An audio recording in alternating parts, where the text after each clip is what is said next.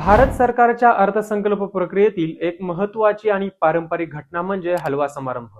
यंदा 2025चा हलवा समारंभ काल म्हणजे 24 जानेवारीला सायंकाळी 5 वाजता नॉर्थ ब्लॉकमध्ये होणार होता. तो त्या ठिकाणी पार पडलाय.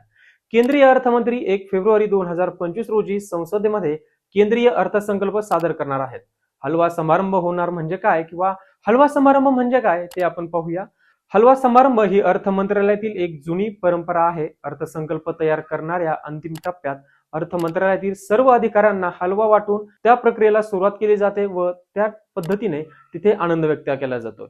हा समारंभ संपल्यानंतर अर्थसंकल्पीय मसुदा तयार करणाऱ्या अधिकाऱ्यांना आणि कर्मचाऱ्यांना लॉक इन प्रक्रियेमध्ये ठेवले जाते. या कालावधीत त्यांना बाहेरच्या व्यक्तींशी संपर्क साधण्याची परवानगी दिली जात नाही. त्याचप्रमाणे त्यांचे फोन सुद्धा जप्त केले जात आहेत.